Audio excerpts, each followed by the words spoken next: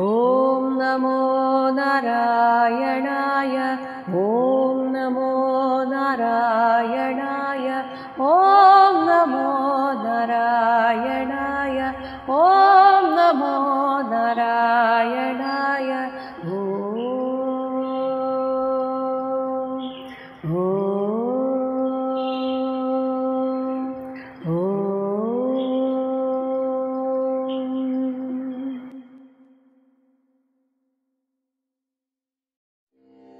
പൃഥു മഹാരാജാവ് സപ്തദ്വീപുകളെയും ഭരിച്ചിരുന്നു എന്ന് പറഞ്ഞു.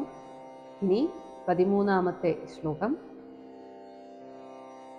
ഏകദാ ആസീത് മഹാസത്രദീക്ഷ. ഏകദാ ആസീത് മഹാസത്രദീക്ഷ. തത്ര ദിവൗകസാം സമാജഃ. സമാജോ ബ്രഹ്മർഷീണാം രാജർഷീണാം ച സത്തമ. ഹേ സത്തമ, വിദുര, ഏകദ, ഇങ്ങനെ സുന്ദരമായി രാജ്യം ഭരിച്ചുകൊണ്ടിരിക്കെ വീണ്ടും ഒരിക്കൽ മഹാസത്രദീക്ഷ, മറ്റൊരു യജ്ഞം, മഹാസത്രം എന്ന യജ്ഞകർമാനുഷ്ഠാനം ആസീത്, ഉണ്ടായി. തത്ര, ആ ഒരു യജ്ഞത്തിൽ ദിവൗകസാം, ദേവന്മാരുടെയും ബ്രഹ്മർഷീണാം ച, ബ്രഹ്മർഷിമാരുടെയും രാജർഷീണാം ച, രാജർഷിമാരുടെയും. ബ്രഹ്മർഷി എന്ന് വെച്ചാൽ അവർ ബ്രഹ്മത്തെ അറിഞ്ഞവരാണ്, ഋഷിമാരാണ്. ഇനി രാജാക്കന്മാർ ഋഷി തുല്യമായ ജീവിതത്തെ നയിക്കുമ്പോൾ അവർ രാജർഷിമാരാണ്, ജനകനെ പോലെയുള്ളവർ. ഇങ്ങനെയുള്ളവരുടെ സമാജഃ, ഒരു സഭ കൂടിയിരുന്നു. അദ്ദേഹം അശ്വമേധയാഗത്തിന് ശേഷമാണ് കൊട്ടാരത്തിലെത്തിയത്. എന്നാൽ കുറേ നാൾ രാജ്യം ഭരിച്ചതിന് ശേഷം വീണ്ടും ഒരു മഹാസത്രം അദ്ദേഹത്തിൻ്റെ നേതൃത്വത്തിൽ നടക്കുകയുണ്ടായി.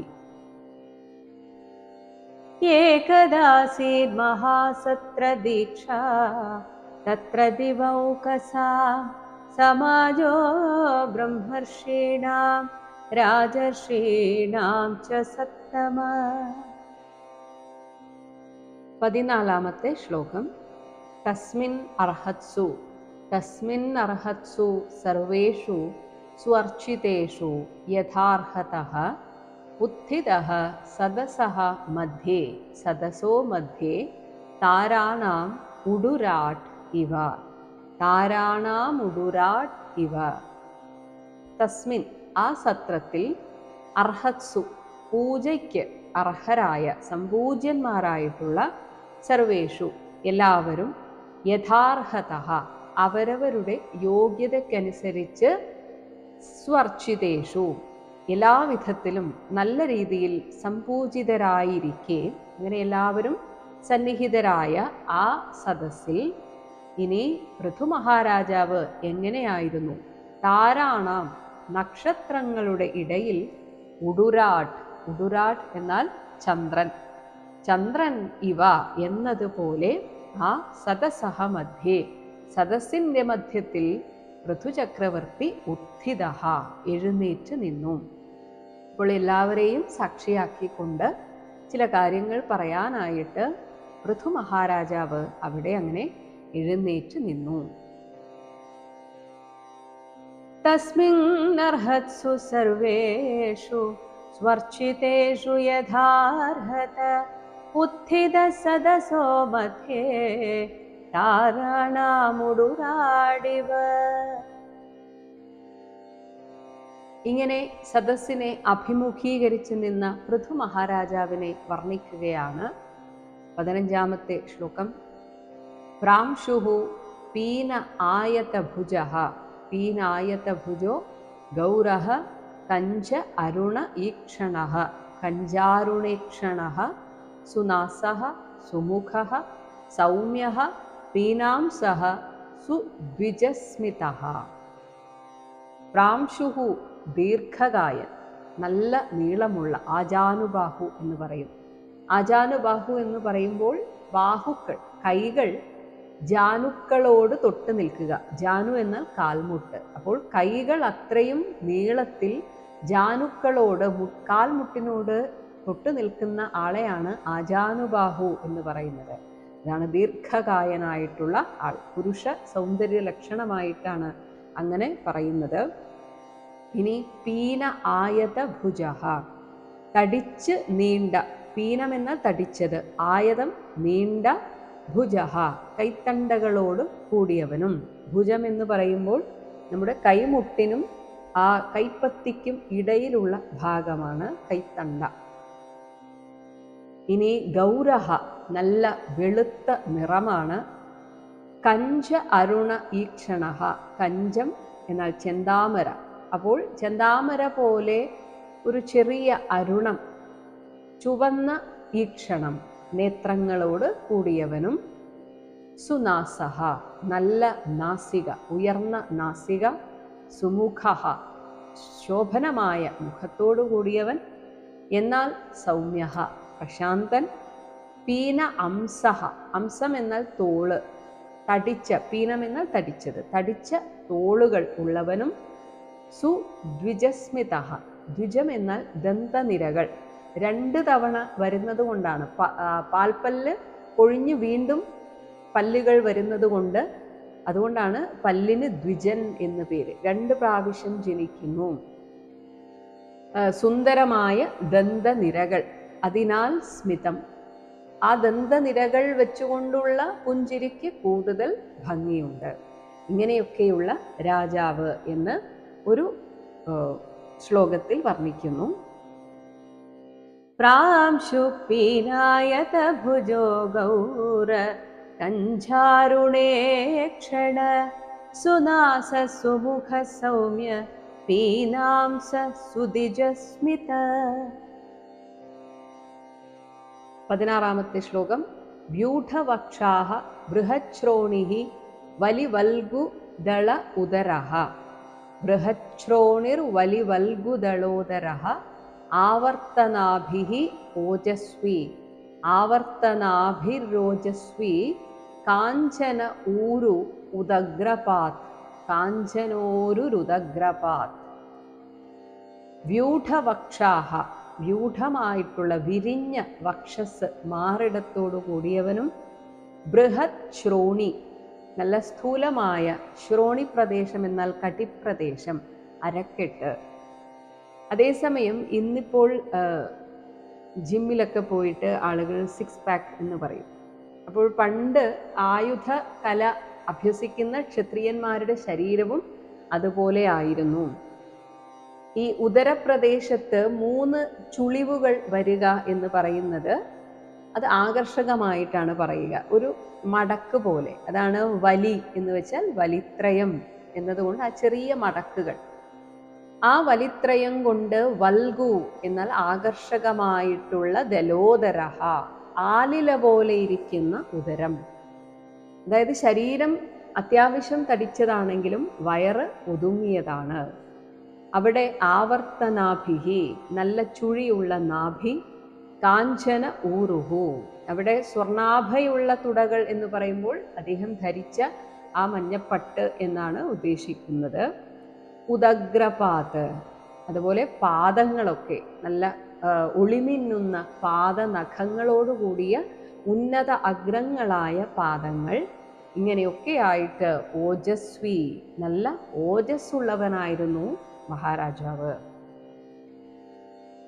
വ്യൂഢവക്ഷ ബൃഹച്ഛ്രോണിർവലിവൽഗുദളോദര ആവർത്തനാഭിരോജസ്വി കാഞ്ചനോരുരുദഗ്രപാത്.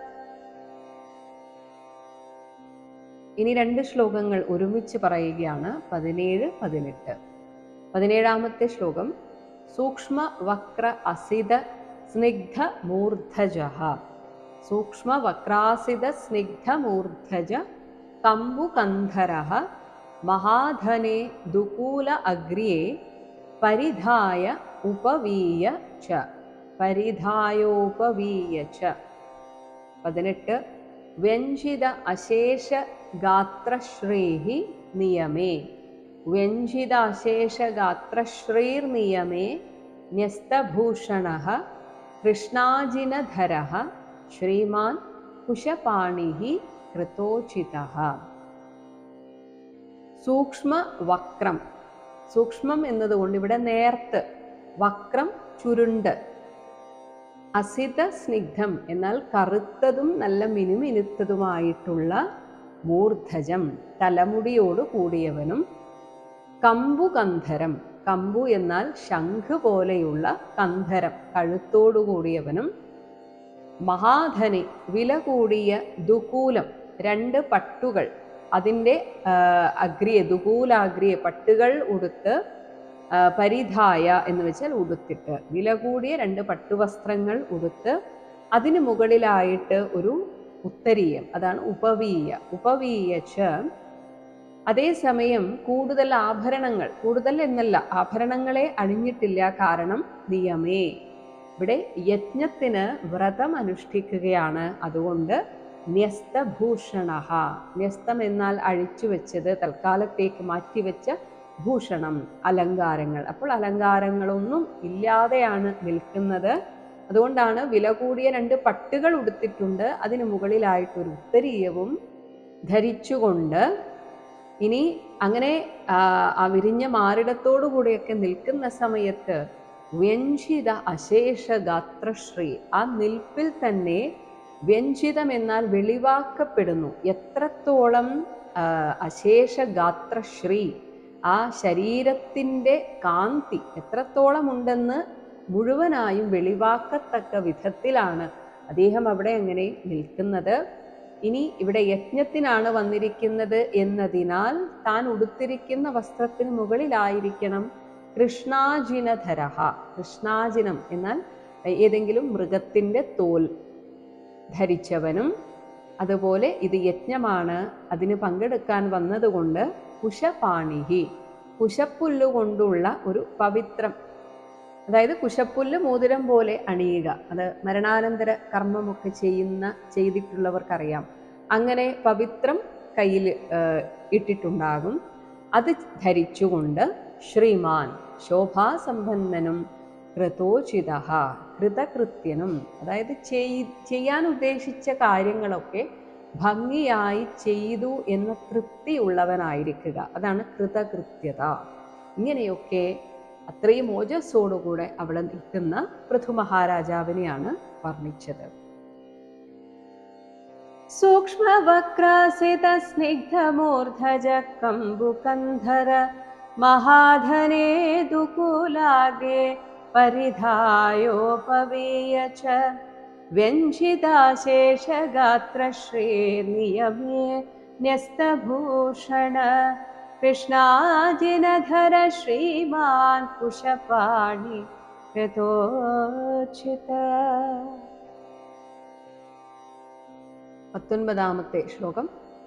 ശിശിര സ്നിഗ്ധതാര അക്ഷഃ, ശിശിര സ്നിഗ്ധതാരാക്ഷഃ സമൈക്ഷത സമന്തതഃ ഊചിവാൻ ഇദം ഉർവീഷഃ, ഊചിവാൻ ഇദം ഉർവീഷഃ സദഃ സംഹർഷയൻ ഇവ, സംഹർഷയൻ ഇവ. ശിശിര സ്നിഗ്ധം, ശിശിരം എന്നാൽ നല്ല കുളിർമയുള്ള, കണ്ണിനൊരു നനവ് എപ്പോഴും ഉണ്ടാവുക, അത് ഒരു ആരോഗ്യത്തിൻ്റെ ലക്ഷണമായിട്ടാണ് പറയുക. അങ്ങനെ കുളിർമയും സ്നിഗ്ധമായിട്ടുള്ള നല്ല മസൃണമായിട്ടുള്ള സ്നിഗ്ധതാര അക്ഷഃ, അങ്ങനെയുള്ള കൃഷ്ണമണികളോടുകൂടിയ അക്ഷം, നേത്രങ്ങളുള്ള ഉർവീഷഃ പൃഥു മഹാരാജാവ് സമന്തതഃ തൻ്റെ ചുറ്റുപാടും സമൈക്ഷത നന്നായി ഒന്ന് നോക്കുകയാണ് ആദ്യം ചെയ്തത്. ആരൊക്കെയാണ് വന്നിരിക്കുന്നത് എന്നൊക്കെ ചുറ്റുപാടും ഒന്ന് നോക്കിയിട്ട് ആ സദഃ സദസ്സിനെ സംഹർഷയൻ ഇവ കോൾമയിർ കൊള്ളിക്കുമാറ് ഇതം ഇപ്രകാരമുള്ള വാക്കുകളെ ഊചിവാൻ പറഞ്ഞു.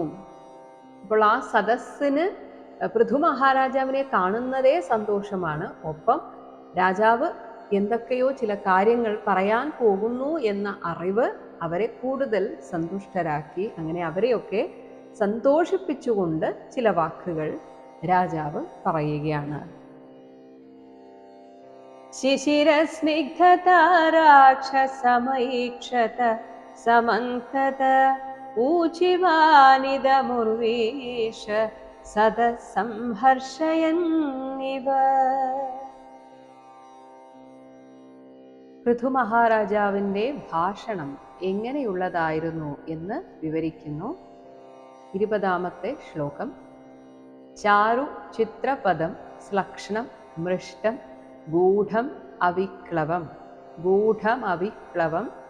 സർവേഷാം ഉപകാരാർത്ഥം തഥാ അനുവദൻ ഇവ. ചാരു മനോഹരമായിട്ടുള്ള, അതായത് കേൾക്കുന്നവർക്ക് ആകർഷകം തോന്നുന്ന വിധത്തിൽ, ചിത്രപദം ഭംഗിയുള്ള വാക്കുകൾ ഘടിപ്പിച്ച രീതിയിലുള്ള ഭാഷണം, ശ്ലക്ഷ്ണം ശാന്തമായിട്ട് പറയേണ്ട കാര്യങ്ങൾ വളരെ ശാന്തമായിട്ട് പറയുക, മൃഷ്ടം ശുദ്ധമായിരിക്കുക. എങ്ങനെയാണ് നമ്മൾ പറയുന്ന വാക്ക് ശുദ്ധമാകുന്നത്? അതിൽ അപശബ്ദാദി ദോഷങ്ങളൊന്നും ഇല്ലാതെ വരുമ്പോഴാണ് അത് ശുദ്ധമാകുന്നത്. അപ്പോൾ ഒരു അപശബ്ദം പോലും ഇല്ലാതെ സംസാരിച്ചു. ഗൂഢം ആശയഗംഭീരമായിരുന്നു. അവിക്ലവം ഉലച്ചലില്ലാത്ത, എന്ത് സംസാരിക്കണം എന്നതിനെക്കുറിച്ച് കൃത്യമായ ധാരണ ഉണ്ടാകുമ്പോൾ പറയുന്ന വാക്കുകളൊക്കെ കൃത്യമായിരിക്കും, അതിനൊരു തപ്പിത്തടയൽ ഉണ്ടാവുകയില്ല. ഇങ്ങനെയുള്ള വാക്യത്തെ തഥാ അപ്പോൾ അവിടെ കൂടിയ സർവേഷാം എല്ലാവരുടെയും ഉപകാരാർത്ഥം ഉപകാരത്തിനു വേണ്ടി അനുവദൻ ഇവ തൻ്റെ അനുഭവത്തെ അതൊന്ന് ഊന്നിപ്പറഞ്ഞുകൊണ്ടാണ് പൃഥു മഹാരാജാവ് കാര്യങ്ങൾ അവിടെ സംസാരിച്ചത്.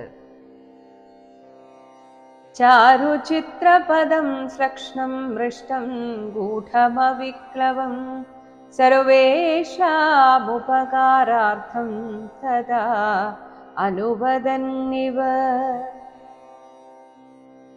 രാജ ഉവാച, രാജാവ് പറഞ്ഞു തുടങ്ങുകയാണ്. 21ാമത്തെ ശ്ലോകം.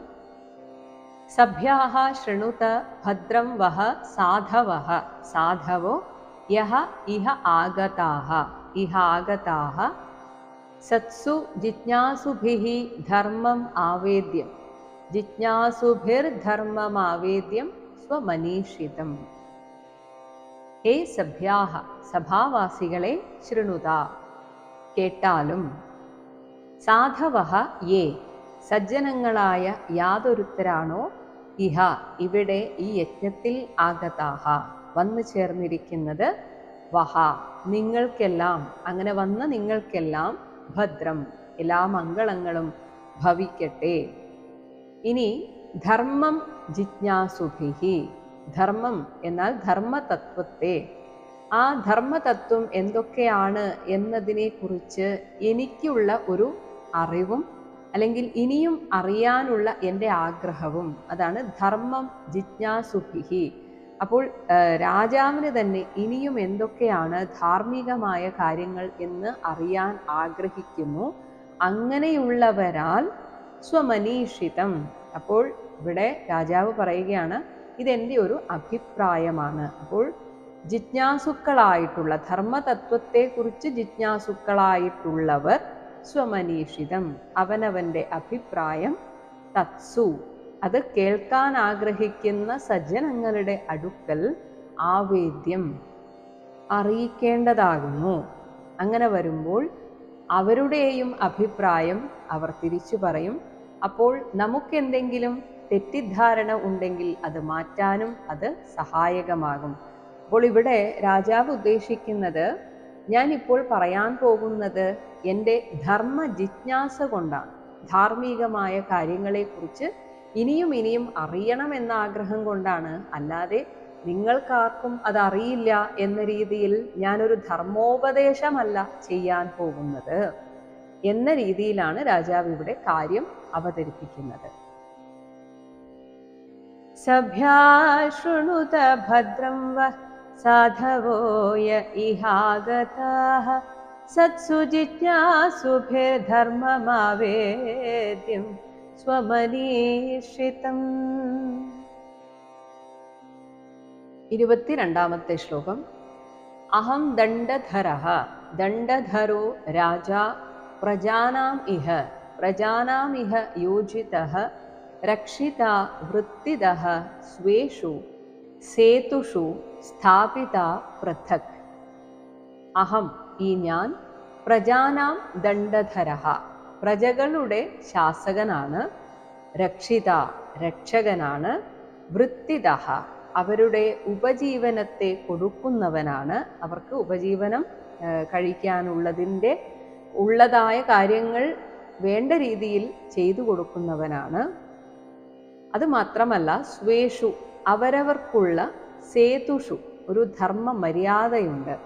ഓരോ വർണ്ണാശ്രമങ്ങൾക്കും ഒക്കെ ഓരോ ധർമ്മമുണ്ട്. ആ മര്യാദകൾക്കുള്ളിൽ അവരെ പൃഥക് വെവ്വേറെ സ്ഥാപിത ഒതുക്കി നിർത്തുന്നവനും ആയിട്ടുള്ള രാജാവായിട്ട് ഇഹ യോജിതഃ ഇവിടെ നിയമിതനായ ആളാണ് ഞാൻ.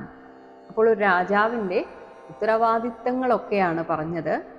പ്രജകളെ ശാസിക്കണം, അതേസമയം അവരുടെ രക്ഷകനായിരിക്കണം, അവർക്ക് ഉപജീവനത്തെ ഉണ്ടാക്കി കൊടുക്കുന്നവനായിരിക്കണം. എല്ലാറ്റിനും അപ്പുറം ഓരോ വർണ്ണങ്ങൾക്കും അവരവരുടെ ധർമ്മ മര്യാദകളുണ്ട്. ആ ധർമ്മ മര്യാദകൾ ലംഘിക്കാതെ അതിനുള്ളിൽ അവർ നിന്ന് കാര്യങ്ങൾ വളരെ വൃത്തിയായും സ്വധർമ്മം അനുഷ്ഠിക്കുന്നുണ്ട് എന്ന് ഉറപ്പുവരുത്തേണ്ടവനും ആയിട്ടുള്ള ആളാണ് രാജാവ്. അഹം ദണ്ഡധരോ രാജ പ്രജാനാമിഹ യോജിത രക്ഷിത വൃത്തിദ സ്വേഷു സേതുഷു സ്ഥാപിത പൃഥക്. 23-ാമത്തെ ശ്ലോകം. തസ്യ മേ തദനുഷ്ഠാനാത് യാൻ ആഹുഹു ബ്രഹ്മവാദിനഃ തദനുഷ്ഠാനാദ് യാൻ ആഹുർ ബ്രഹ്മവാദിനഃ ലോകാഃ സ്യുഃ കാമസന്തോഹാഃ യസ്യ തുഷ്യതി ദിഷ്ടദൃക്. ഈശ്വര പ്രസാദത്തിന് ഏറ്റവും നല്ല എളുപ്പവഴി എന്നത് അവനവൻ്റെ സ്വധർമ്മം വളരെ ഭംഗിയായി അനുഷ്ഠിക്കുകയാണ്. അതിൻ്റെ കൂടെ നിഷ്കാമമായിട്ടാണ് അത് അനുഷ്ഠിക്കുന്നതെങ്കിൽ അത് കൂടുതൽ പുണ്യത്തെ തരികയും ചെയ്യുന്നു. അതാണ് ഇവിടെ പറയുന്നത് ദിഷ്ടദൃക്. ദിഷ്ടം എന്നാൽ നമ്മളാൽ ചെയ്യപ്പെടുന്ന എല്ലാ കർമ്മങ്ങൾക്കും ദൃക്കായിരിക്കുക, സാക്ഷിയായിരിക്കുന്ന ഈശ്വരൻ. നമ്മൾ എന്ത് കർമ്മം ചെയ്താലും എല്ലാം നിരീക്ഷിക്കുന്ന ആ ശക്തി ഈശ്വരൻ. യസ്യ യാതൊരുത്തൻ്റെ നേർക്ക്, അതായത് ഓരോ വ്യക്തിയെയും എടുക്കുകയാണെങ്കിൽ യാതൊരാളുടെ നേർക്ക് തുഷ്യതി സന്തോഷിക്കുന്നുവോ, അപ്പോൾ ഈശ്വരൻ പ്രസാദിക്കുന്നതിൽ പ്രഥമസ്ഥാനം എന്ന് പറയുന്നത് അവനവൻ്റെ സ്വധർമാനുഷ്ഠാനം തന്നെയാണ് എന്ന് എടുത്തെടുത്ത് പറയുകയാണ്. അപ്പോൾ അത് ഒഴിവാക്കിക്കൊണ്ട് എപ്പോഴും നാമം ജപിച്ചതുകൊണ്ടോ, അതായത് വീട്ടുകാര്യങ്ങളാണ് ചെയ്യേണ്ടതെങ്കിൽ അത് വൃത്തിയായി ചെയ്യാതെ എനിക്കെപ്പോഴും നാമം ജപിച്ചിരിക്കണം എന്ന് പറഞ്ഞ്, അതുപോലെ അവനവന് വ്രതമെടുക്കണം എന്നുണ്ടെങ്കിൽ മറ്റുള്ളവർക്ക് ഭക്ഷണം കൊടുക്കാതിരിക്കുകയല്ല ചെയ്യേണ്ടത്. അവർക്കുള്ളതൊക്കെ വെച്ചു കൊടുത്തിട്ട് നമുക്ക് അങ്ങനെ വ്രതമെടുക്കണം എന്നുണ്ടെങ്കിൽ നമ്മളായിട്ട് വ്രതമെടുക്കുക എന്ന് വിചാരിച്ചൊരിക്കലും അതിൻ്റെ പേരിൽ വീട്ടിലുള്ളവർക്ക് ഒന്നും വെച്ചു കൊടുക്കാതിരിക്കുകയോ ഞാനിന്ന് ഉപവാസമാണ് അതുകൊണ്ട് നിങ്ങളും ഉപവാസം അനുഷ്ഠിച്ചോളണം എന്നൊന്നും പറയാൻ നമുക്ക് അവകാശമില്ല. ഓരോരുത്തരുടെയും പൂർവജന്മ കർമ്മത്തിൻ്റെ ഒരു വാസനയാലാണ് ഇങ്ങനെ വ്രതമെടുക്കാനൊക്കെ തോന്നുന്നത്. അതൊന്നും ആരെയും നിർബന്ധിച്ച് ചെയ്യരുത്. ഞാൻ എടുക്കുന്നു അതുകൊണ്ട് നിങ്ങളൊക്കെ എടുത്തോളണം എന്നൊന്നും വീട്ടുകാരെ നിർബന്ധിക്കാൻ നമുക്ക് അവകാശമില്ല. അതൊക്കെ അവനവന് തോന്നിയെടുക്കണം. അപ്പോൾ വ്രതമെടുക്കാത്തവർ വീട്ടിലുണ്ടാകുമ്പോൾ അവർക്കാവശ്യമുള്ളതൊക്കെ വെച്ചു കൊടുക്കേണ്ടത് ഒരു ഗൃഹസ്ഥയുടെ ധർമ്മമാണ്. ഇനി ഗൃഹസ്ഥൻ്റെ ധർമ്മം വീട്ടിലേക്ക് ആവശ്യമുള്ള കാര്യങ്ങൾ ഭംഗിയായി നിർവഹിക്കുക, ഉപജീവനത്തിനുള്ളത് കണ്ടെത്തി കൊടുക്കേണ്ട ഉത്തരവാദിത്തം. അത് വളരെ ഭംഗിയായി നിർവഹിക്കുമ്പോൾ തന്നെ അവരുടെ മേൽ ഈശ്വരൻ പ്രസാദിക്കുന്നു.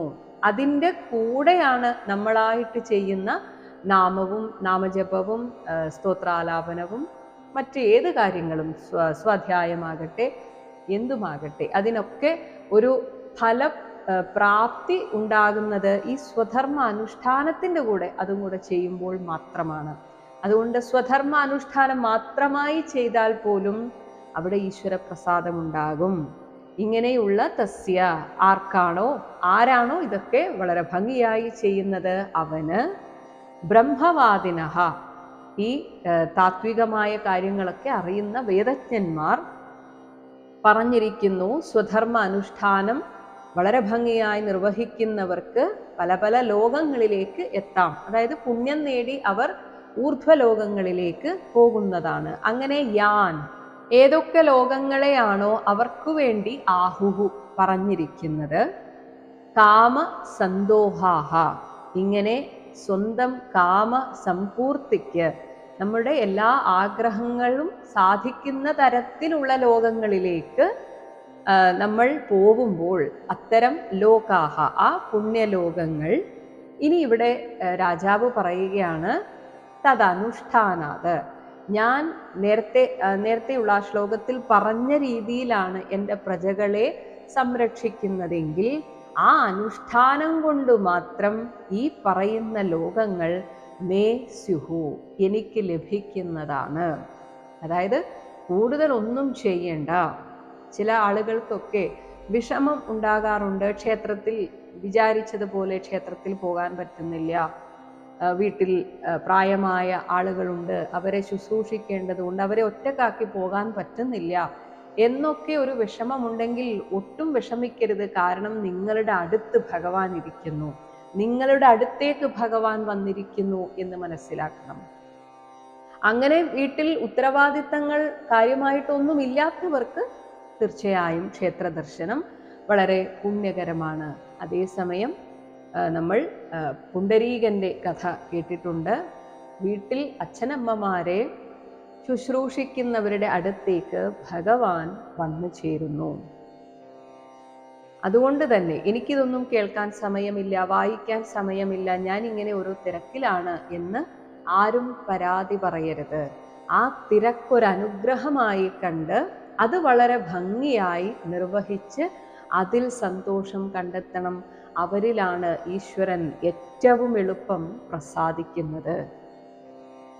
ഈ കാര്യം അറിയാവുന്നത് കൊണ്ടാണ് രാജാവ് പറയുന്നത്, ഞാൻ വേറെ ഒന്നും ചെയ്യേണ്ട, ഒരു രാജാവെന്ന നിലയിലുള്ള എൻ്റെ പ്രജാ സംരക്ഷണം വളരെ ഭംഗിയായി നിർവഹിച്ചാൽ മാത്രം മതി. ഏതൊക്കെ ലോകങ്ങളാണോ അങ്ങനെ സ്വധർമാനുഷ്ഠാനത്താൽ ലഭിക്കുന്നത് അതൊക്കെ എനിക്ക് ലഭിക്കുമെന്ന് ഞാൻ മനസ്സിലാക്കുന്നു. തസ്യ മേതദനുഷ്ഠാനാദ്യാനാഹുർബ്രഹ്മവാദിന ലോകാസ്യു കാമസന്തോഹ യസ്യ തുഷ്യതി ദിഷ്ടധൃ. എന്നാൽ ഇതിന് നേർ വിപരീതമായാൽ ആ രാജാവ് പാപലോകങ്ങളെ പ്രാപിക്കുന്നു, അല്ലെങ്കിൽ പാപത്തെ അനുഭവിക്കുന്നു. യഹ ഉദ്ധരേത് കരം രാജ പ്രജാധർമ്മേഷു അശിക്ഷയൻ പ്രജാനാം ശമലം ഭുങ്ക്തേ ഭഗം ച സ്വം ജഹാതി ച. യഹ രാജ, യാതൊരു രാജാവ്, പ്രജാഹ പ്രജകളെ, ധർമ്മേഷു അവനവന്റെ സ്വധർമ്മം അനുഷ്ഠിക്കാനുള്ള രീതിയിൽ അവരെ പരിശീലിപ്പിക്കാതെ, അതാണ് അശിക്ഷയൻ, ധർമ്മകാര്യങ്ങൾ വേണ്ട രീതിയിൽ ചെയ്യാൻ അവരെ പരിശീലിപ്പിക്കാതെ, അതേസമയം അവരിൽ നിന്ന് കരം ഉദ്ധരേത്, ഈ ടാക്സ് കൃത്യമായി പിടിച്ചെടുക്കുക. അല്ലാതെ അവരോട് എങ്ങനെ നന്നായി ജീവിക്കാം എന്നൊന്നും പറഞ്ഞു കൊടുക്കാതെ നിങ്ങൾ ടാക്സ് കൃത്യമായി അടക്കൂ എന്ന് മാത്രം പറയുകയാണെങ്കിൽ അങ്ങനെയുള്ള ആ രാജാവ് പ്രജാനാം ശമലം ഭുങ്ക്തേ, പ്രജകളുടെ പാപത്തെ അനുഭവിക്കുകയും സ്വം ഭഗം സ്വന്തം ഐശ്വര്യത്തെ ജഹാദിച്ച ഉള്ളത് കളയുകയും ചെയ്യുന്നതിന് തുല്യമായി തീരുന്നു. അപ്പോൾ പ്രജകളെ വെറുതെ ശിക്ഷിച്ചാൽ പോരാ, അവർക്ക് നല്ല കാര്യങ്ങൾ പറഞ്ഞു കൊടുക്കുകയും വേണം. ഇത് അവനവന്റെ മക്കളുടെ കാര്യത്തിലും പ്രാവർത്തികമാക്കേണ്ടതാണ്. അവർ വെറുതെ വേണ്ടതിനും വേണ്ടാത്തതിനും ശിക്ഷിക്കുക മാത്രമല്ല, അവർക്ക് നല്ല കാര്യങ്ങൾ പറഞ്ഞു കൊടുക്കുകയും വേണം. യവുദ്ധരേത് കരം രാജാ പ്രജാധർമ്മേഷ്വശിക്ഷയൻ പ്രജാനാം ശമലം ഭുങ്ക്തേ भगं च स्वं जहाति च। हरे राम हरे राम राम हरे कृष्ण कृष्ण कृष्ण हरे राम राम राम हरे कृष्ण कृष्ण कृष्ण हरे राम हरे कृष्ण कृष्ण हरे राम हरे कृष्ण कृष्ण